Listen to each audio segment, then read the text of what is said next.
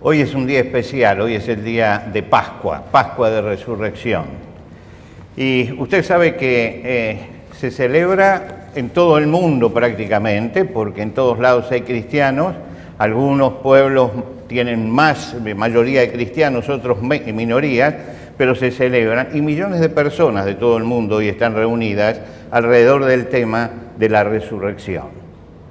Ahora, este es un tema crucial. Nosotros venimos de la Semana Santa, ¿no? Semana Santa. Los primeros cristianos no tenían Semana Santa. Los primeros cristianos hoy comenzaba la Semana Santa. Es decir, ellos empezaban de la Pascua en adelante.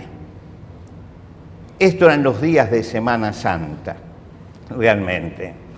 El apóstol Pablo es el que subraya justamente esto al decir: si Cristo no resucitó de los muertos, nuestra predicación no tiene sentido y tampoco tiene sentido la fe de ustedes. Quiere decir que de todo lo que Jesús hizo, Él jerarquiza el hecho de la resurrección y nos dice que la resurrección es la base de la fe cristiana.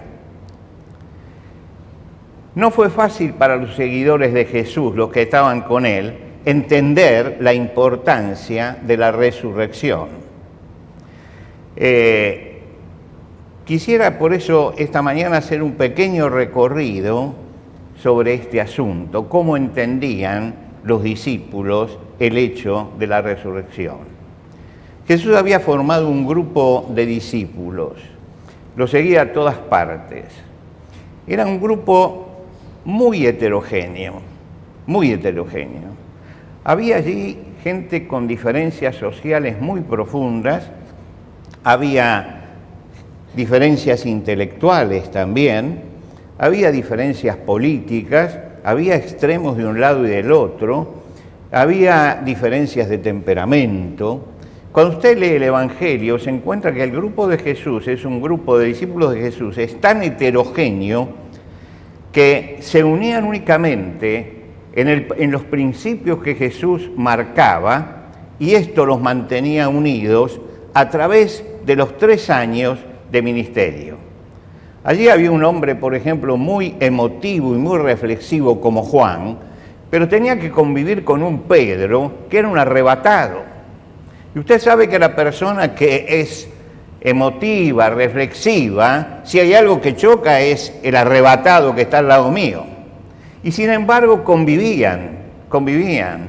Allí había un hombre práctico como Felipe en todas las cosas cotidianas, y había un hombre emprendedor como Mateo, que había logrado formar un negocio grande antes de seguir a Jesús. Había un hombre amable como Andrés, y había un hombre sincero como Natanael, que te decía lo que pensaba sin importar el efecto que te iba a hacer. Es decir, había de todo allí, sin embargo formaban una unidad. Y esa unidad comenzó a seguir a Jesús y giraba alrededor de Jesús. Y ellos tuvieron el privilegio de ver 2 cosas que creo que son fundamentales para entender a Jesús. Que Jesús hablaba con autoridad, era poderoso en su palabra. Hablar con autoridad. Ahora, hablar con autoridad no basta. Si usted escucha a nuestros políticos, todos hablan con autoridad. Y después forman parte de toda la corrupción, pero ellos hablan con autoridad. Ahora, Jesús hablaba con autoridad, pero era un hombre íntegro, era una persona íntegra y actuaba con poder. Y estas son las 2 cosas que hacían, y las 2 cosas que se destacan. Poderoso en obras y en palabras, dice la Biblia, poderoso en obras y en palabras, en lo que hacía y en lo que enseñaba, en lo que enseñaba y en lo que hacía. A la vista de todo hacía milagros asombrosos. Los ciegos veían, los paralíticos sanaban, los muertos resucitaban. Era asombroso. Así que ellos convivieron con alguien que subió al monte y dio el sermón del monte, que es la más acabada pieza de ética para toda la humanidad, y por el otro lado bajaban al valle y lo veían actuando con poder. ¿Cómo no lo iban a seguir? ¿Cómo no iba a tener muchos seguidores Jesús si estas dos cosas fundamentales, palabra, poder en la palabra y integridad en las obras, es lo que todos estamos buscando? Los últimos días de Jesús, mientras que se acercaba a Jerusalén, Jesús hizo dos cosas que fueron las más asombrosas de todo su ministerio. Cosas que realmente causaron un impacto no solamente en los que estaban alrededor de él, sino también en todas las autoridades. La primera de las cosas es que resucitó a Lázaro. Ahora, Jesús había resucitado a la hija de Jairo, pero estaba recién muerta, estaba en la cama todavía. Al hijo de la viuda de Naín, pero lo estaban llevando para enterrarlo, que quiere decir que hacía muy pocas horas que había muerto, porque ellos no velaban a sus muertos, directamente lo llevaban al sepulcro. Pero hacía 4 días que estaba en el sepulcro. Y ya, de acuerdo al ritual de los judíos, había terminado la etapa del ungimiento y habían tapado con una piedra el sepulcro porque el cuerpo empezaba a descomponerse. Y Jesús se para allí y le dice a la hermana, ¿no te he dicho que si crees verás la gloria de Dios? Y él dice, sí, yo creo, Señor, que en el día postrero va a resucitar. Y Jesús le dijo, resucitará tu hermano. Se para frente a la tumba y lo llama. Lázaro, ven fuera. Y Lázaro, con todas las ataduras, con todos los vendajes que se le ponían a los muertos, sale de la tumba. Eso es un impacto tremendo, había mucha gente que estaba mirando, empieza a correrse la voz de lo que había hecho, y Jesús hace otro milagro también insólito entre todos los que había hecho, un ciego de nacimiento. Muchas veces Jesús hizo recobrar la vista a los ciegos, pero nunca había actuado en un ciego de nacimiento, que era un tabú para ellos. ¿Por qué? Porque se decía, ¿quién pecó, este o sus padres? Y a pesar de eso, Jesús le da la vista, y esto fue también, porque era un hombre notorio, un impacto tremendo. Los religiosos judíos se inquietaron y se inquietaron mucho. Veían que la gente habían visto la resurrección de Lázaro, que había sido pública, y por otro lado llamaron al ciego para examinarlo, a ver quién era el que le había dado la vista. ¿Era pecador o no era pecador? Todas esas preguntas religiosas, ¿no? Y el ciego dice, mire, yo si era pecador o no era pecador, no sé. Lo único que yo sé es que antes era ciego y ahora veo. Y claro, era tan lapidaria la respuesta que los enervaba a ellos. No es que ellos sentían la satisfacción, sino por el contrario, dijeron, pero la gente se está yendo contra él. Y entonces si se reunió el concilio, que era la máxima autoridad política y religiosa de Israel, se reunió en ese momento y sacan una conclusión: nos conviene que este hombre muera. Y algunos todavía dijeron, pero también a Lázaro lo tenemos que matar. Quiere decir que ellos querían borrar realmente de todo esto a Jesús, se complotaron para esto. Sin embargo, los discípulos estaban todos alrededor de Jesús. Cuando van a aprender a Jesús, estaban ellos allí. El grupo está unido y comienza a disgregarse. Y estamos frente a la cruz, y en la cruz Cristo muere, y en el momento que Él muere, se disgrega todo el grupo. Cada uno se fue por su camino. Ahora, humanamente es comprensible. Humanamente es comprensible. Sí, estuvieron con un hombre que era poderoso en obras y en palabras, hizo grandes milagros, pero se murió. Y ahora, bueno, lo mataron a Jesús. Nosotros esperábamos que descendiera de la cruz, pero no descendió de la cruz. Y entonces nos vamos cada cual por nuestro camino. Y ahí se van, cada uno por lo suyo, cada uno va rumiando su angustia, su dolor, su pena, su incredulidad. Ahora, cuando uno lo ve así, lo está mirando humanamente, y uno entiende lo que pasó. Pero cuando usted lee en detalle el Evangelio, se va a dar cuenta que esta huida de los apóstoles tiene mucho que ver con su fe.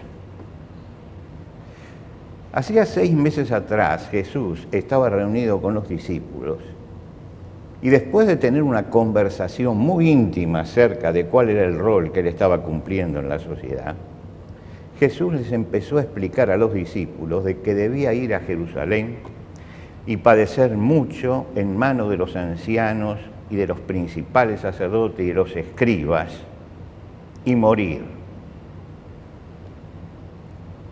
y resucitar al tercer día. Ahora, acá ellos pusieron un filtro a su fe. Nosotros creemos que si él va a Jerusalén lo van a prender, lo van a matar, lo van a castigar y todo eso. Nosotros sabemos que si él no va a Jerusalén vamos a seguir viendo todos estos milagros que estamos viendo, todas estas maravillas. Por eso se van a oponer a que vaya a Jerusalén. Pero ellos habían filtrado algo que al final Jesús le dijo: y resucitará al tercer día. Esto no lo escuchaban. Ahora, no es que no lo escucharon con los oídos naturales, no lo escucharon con el oído de la fe. Lo que fallaba era el oído de la fe en ese momento. 6 días después de esto, Jesús lo llama a Pedro, Juan, Jacobo, sube al monte y muestra su gloria y se transfigura delante de ellos. Y cuando están por bajar del monte, se escucha la voz de Dios que dice: este es mi Hijo amado, escúchenlo. Todo desaparece. Los discípulos bajan del monte con Jesús. Y cuando están caminando, Jesús le dice: no le digan a nadie esta visión hasta que el Hijo del Hombre resucite de entre los muertos. Ahora, allí estaban Juan, estaba Jacobo, estaban los 3 discípulos que siempre estaban con Jesús: Pedro, Juan, Jacobo. Y Jesús les está diciendo a ellos: miren que yo voy a resucitar. Pero ellos tienen un filtro puesto, un filtro. Es como si esto no lo escucharan. Es como si esto les resbalara realmente a ellos. No escuchaban la última parte de lo que Jesús decía. Después sube a Jerusalén y está hablando con los 12 y les dice en el camino: vamos camino a Jerusalén, voy a ser entregado a los sacerdotes y a los escribas, me van a entregar a los no judíos para que me crucifiquen, a los no judíos, porque los judíos no lo podrían crucificar, dependían de los romanos. Me van a entregar a los no judíos para que se burlen de mí, me azoten y me crucifiquen, pero al tercer día resucitaré. Pero ellos no escuchaban ya esta palabra. Esta palabra no la escuchaban. Era increíble esto, totalmente. Termina la última cena. Suben al monte de los olivos. Y Jesús dice: como está escrito, heriré al pastor y las ovejas serán dispersadas. Pero después que yo haya resucitado, iré delante de ustedes a Galilea. No es una vez al pasar. Por lo menos en el Evangelio hay 5 ocasiones diferentes en la vida de Jesús en que Él le dijo a los discípulos: voy a resucitar, voy a resucitar. Ahora, ellos creyeron todo, creían que era el Hijo de Dios, creían que era el Cristo, el Hijo del Dios viviente, pero esto no lo podían creer, esto no lo podían creer.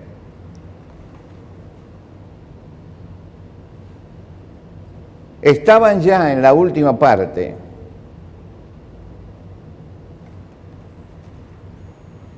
y no creían todavía. Miraban la cruz y no creían. Vieron el cuerpo de Jesús bajado del Calvario y no creían. El filtro de la fe: voy a creer hasta acá. creían en Jesús, no lo dudo, pero no confiaban plenamente en Él.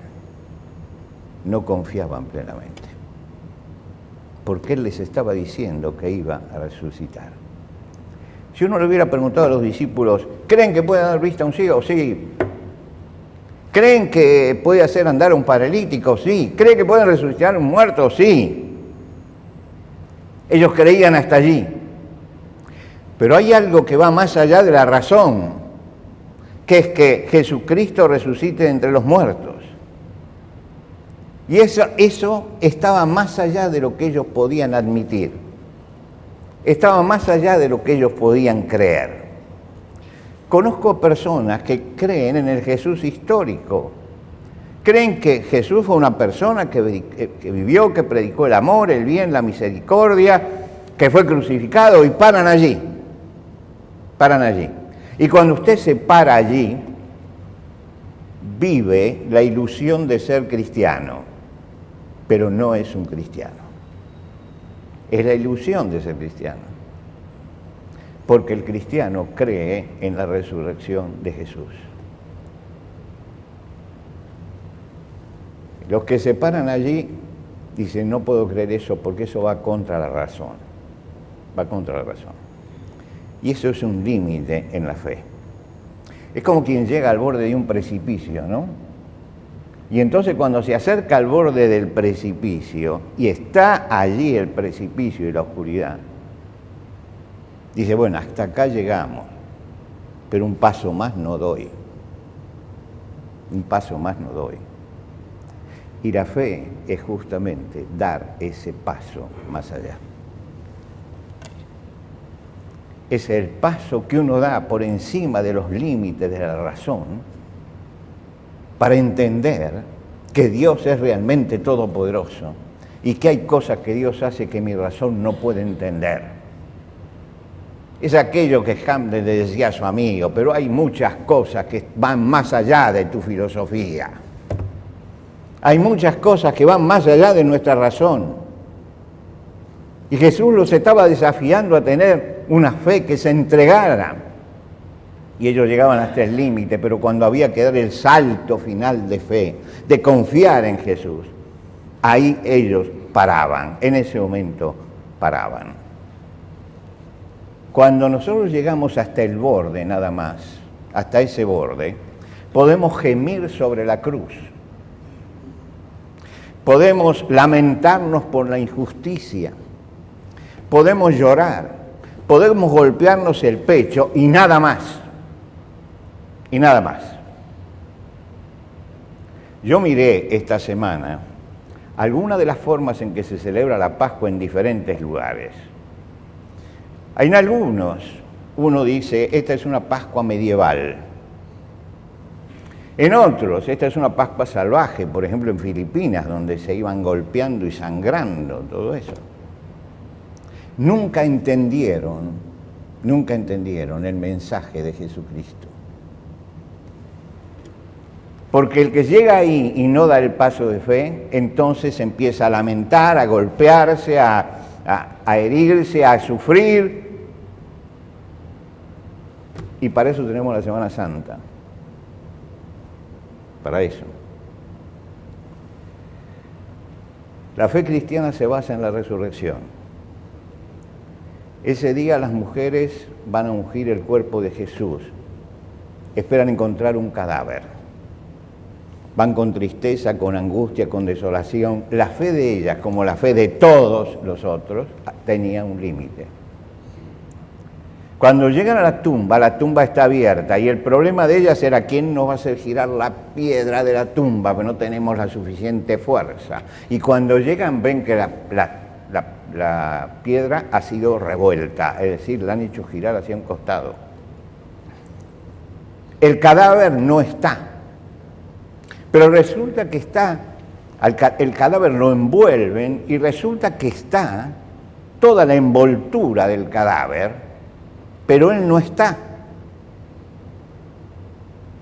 Es como si hubiera la crisálida salido, pero dejar el capullo entero. El capullo está, el cuerpo no está, entonces se han aplastado los lienzos, las ataduras, todo. Pero en una forma algo milagroso pasó allí. Y al lado de la tumba 2 ángeles le dicen, ¿por qué buscáis entre los muertos al que vive? No está aquí, ha resucitado. Acuérdate de lo que les dijo cuando aún estaban en Galilea. Acuérdense. Esto ustedes no lo creyeron, pero acuérdense que Él se lo dijo. Él se lo dijo. Que fue la fe de ustedes la que flaqueó. Después aparece Jesús y conversa con ellos, le da instrucciones, muestra las pruebas de la resurrección. La historia da allí un giro. Pero yo quiero detenerme en esto tan importante, que es entender lo que significa la fe en Cristo. La fe no es llegar al borde del abismo y decir hasta acá. La fe es realmente entregarme a lo que Jesucristo dice. Ellos llegaron hasta el borde. Claro, habían visto resucitar, habían visto el poder. Yo hasta acá puedo creer. Pero cuando llega la última parte, que es la más importante, porque dices, Pablo, si Cristo no ha resucitado de los muertos, vana es nuestra fe y aún estamos en nuestros pecados. Ahí es donde estamos en la parte álgida del cristianismo. Y por eso hay muchos cristianos que creen, pero hasta el borde. Hasta el borde. Y entonces, esta Semana Santa les viene bien, porque entonces lloran, gimen, se golpean, todo, y el domingo comen huevo de Pascua. Y no saben por qué. No saben por qué. Porque terminó la Semana Santa. Los primeros cristianos hacían el asunto al revés. Ellos hoy empezaban la Semana Santa. La iglesia de los primeros cristianos, cuando oraba, no tenía la comodidad que tenemos nosotros hoy. Se arrodillaban todos para orar. Y oraban todos arrodillados. Oraban todos arrodillados. Y Tertuliano dice, oraban todos arrodillados todos los días. Todos los días. Hasta el día de la Pascua de Resurrección. Ese día oraban de pie, porque estaban exultantes, porque había gozo, y hasta Pentecostés se oraba de pie, porque era el tiempo que Jesús había estado con ellos. Recordaban que el Señor los acompañó 40 días, y que esos días no eran días para estar humillados, eran los días para estar realmente de pie, de pie. La fe abría para ellos un camino de esperanza y alegría. Mis hermanos y mis amigos, todos los que están acá, hoy es un día para estar de pie. Un día de gozo, un día de alegría, un día de fe. Un día en que yo puedo acercarme y decir, creo, Señor, que tú has resucitado, que tu sacrificio fue hecho por mí y que quieres darme una nueva vida, y yo quiero hoy nacer a esa nueva vida. Esa nueva vida que Jesucristo nos da, la gana en la cruz y la confirma en la resurrección. Cristo fue muerto por nuestros pecados y resucitó para nuestra justificación, para que nosotros pudiéramos tener entrada a la presencia de Dios. Hoy es un día para estar de pie, no para estar de rodillas, sino de pie. Es el día del gozo, es el día de la alegría. Y esta es la característica de los cristianos. Si hay algo que caracterizó a los cristianos, en el principio, era la alegría con que vivían su fe. La alegría. Una alegría en medio de persecuciones. Usted lee el libro de los Hechos de los Apóstoles y se asombra de las cosas que les hacían. Pero en medio de todo ellos estaban en pie, en pie. En nuestro país hubo un poeta, Leopoldo Marechal, que tuvo un gran drama en su vida. Y él era muy religioso, de cumplir la Semana Santa, todo, muy religioso. Pero cuando llegó ese problema en su vida, donde su esposa estaba paralítica y no se sabía por qué, él estaba desesperado. Y un amigo se acercó, un muchacho que era alumno de él, se acercó, le dijo, mire, yo creo que, y le explicó, que usted tendría que conocer bien esto de Jesucristo. Y yo lo voy a llevar a un lugar para que usted lo conozca. Y cuando él llegó, él entregó su vida a Jesucristo, se bautizó, comenzó una nueva vida y escribió un poema que a mí siempre me llama la atención porque tiene que ver con todo esto que estamos diciendo hoy. En ese poema él dice, adiós hermano, llora si quieres al Cristo roto, besa la flor caliente de sus llagas ahora. Yo, Leopoldo el Redento, preví la gran astucia, el teorema celeste que nos fue demostrado.